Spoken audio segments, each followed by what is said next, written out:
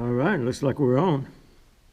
And this is Dale Little here with Rescue American Ministries. I want to make sure I've got my little GoPro set up properly here. We'll get started. And so I'm going to hope it's working there. We're in Revelation 17. I want to continue there. And we appreciate Unity Baptist Church here in Alexander County in foothills of North Carolina for allowing us to use the facility. We come over every once in a while. We live just across the road. But as I've often said, I'll say it again, my studio is wherever I happen to be at the time or close by. And so we don't always get over here, but that's where we're at today, and here on Wednesday evening, just before our Wednesday evening service, so we need to hurry. Read just a few verses here, and we covered verses 1 and 2. It says, "And there came one of the 7 angels, which had the 7 vials," or the bowl judgments, whichever you, "and talked with me, saying unto me, Come hither, I will show unto thee the judgment of the great whore that sitteth upon many waters, with whom the kings of the earth have committed fornication. And the inhabitants of the earth have been made drunk with the wine of her fornication." And boy, that's an accurate description. We're just, the world is so in awe of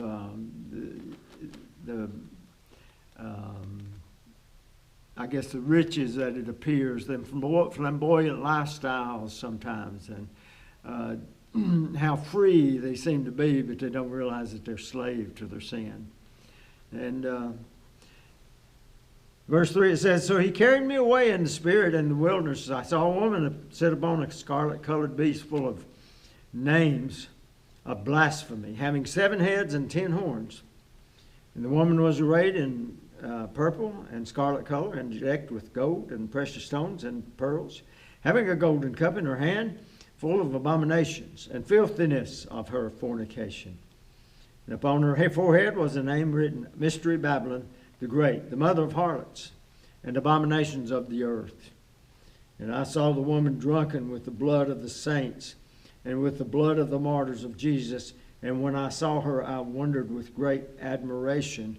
And that word admiration does not mean that he admired her like we use it today.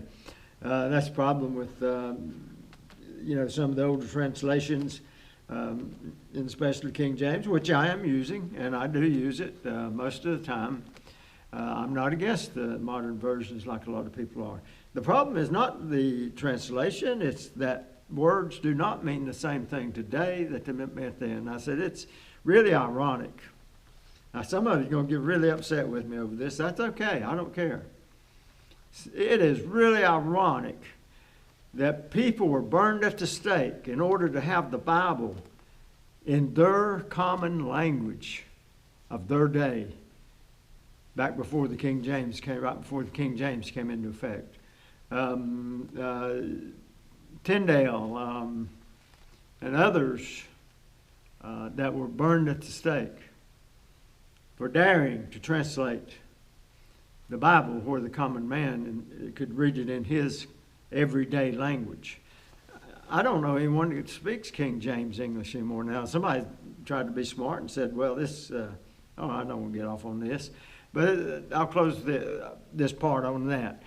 Someone said, well, we're still speaking King James English, it's just the corrupted version. Oh my goodness, what nonsense. What ridiculous nonsense. The English language around long before King James. And so anyway, let's go on. The primary thing is just this word admiration does not mean that John admired this whore, this prostitute, and what he saw there, but he was in wonder of it. And the angel said unto me, Wherefore dost thou marvel? I will tell thee the mystery of the woman and of the beast that carrieth her, which hath the 7 heads and 10 horns. Well, this is mentioned also. Let's go ahead and look at a couple other verses and passages. And I did have them marked here, and I just moved all my markers, I think.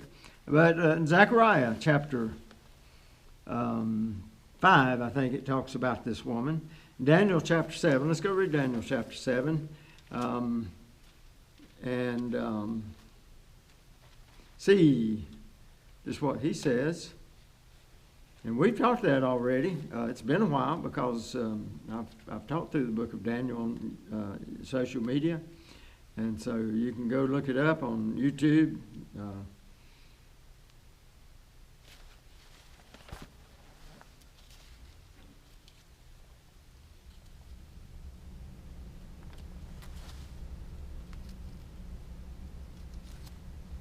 Here's the 10 kings. Starting verse 8, it says, I considered the horns, and behold, there came up among them a little horn, before whom there were 3 of the first horns plucked up by the roots. And behold, in this horn were eyes, like eyes of a man, a mouth speaking great things. So this is a little horn. That same little horn here spoken of over here in Revelation. The beast, the Antichrist.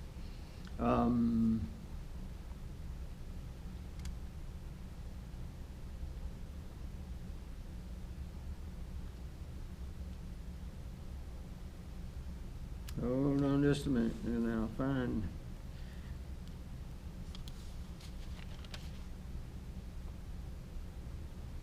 Okay, I'm not going to take up time to. I'm just looking right past it. I did not mark it. I apologize for that. But over in Daniel chapter 7, it talks about this woman.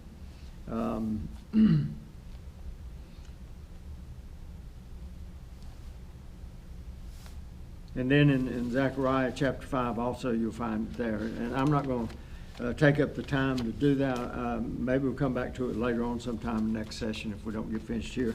But I'll have it marked and be able to get to it. But it does refer to this woman. She was put in a basket and taken to Babylon and deposited there, and a huge weight put on it so that she can't escape. And so anyway, she's the picture of wickedness, of evil. So, there's Zechariah. Let me get back over to Revelation here. 17. So he carried me away in the spirit into the wilderness. I saw a woman sit upon a scarlet-colored beast, and the scarlet-colored beast is the Antichrist. So what we have here is this wicked woman, this harlot, is the apostate church. Now, people talk about the apostate church. There's basically one apostate church that may be made up of a number of what you call denominations of different religions and things like that. But the church that Jesus Christ founded, a lot of false religions have been started along the way, like this Seventh-day Adventist and Mormonism. They've been started along the way because somebody claimed that the angel or somebody told them that all the rest of the churches had gone apostate, that there was no church left, that all apostate. And so they had been called to start a new church, a new work. It's amazing now that today the Mormonism wants to join in and be a part and be recognized as a Christian church, like the rest of us, Baptists, Lutherans, whatever. Isn't that strange? The first day that we were apostate, now they want to be a part with us and join with us and be recognized as just being like them.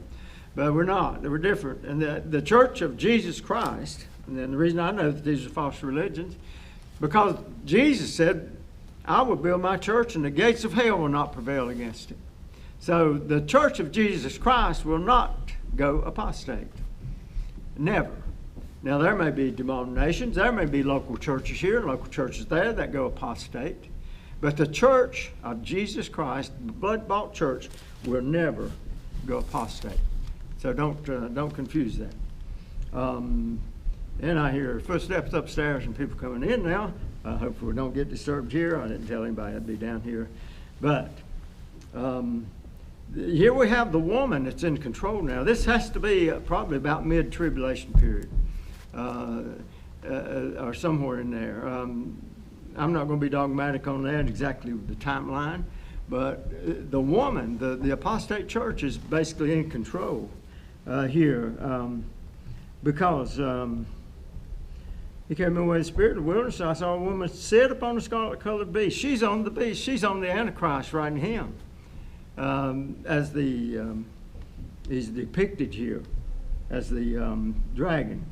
And so the beast, scarlet-colored beast, full of names of blasphemy, having 7 heads and 10 horns. And the woman was arrayed in purple and scarlet color. They say these are the colors of the Roman Empire. And decked with gold and precious stones and pearls, having a golden cup in her hand, full of abominations and filthiness of her fornication. People today just don't see fornication as filthy. It is. It's in so many different ways. Especially spiritually, you turn away from God and you go after some other lover that you want to love, that you want to follow, that you find exciting in some way, but it's evil. I want to tell you, people want to look for excitement today. There's nothing more exciting to me than praying or being part of the work of God and seeing people turn from the evil way and headed to a place called heaven, where there'll be no more pain, there'll be no more suffering, there'll be no more evil. It'll all be done away with. None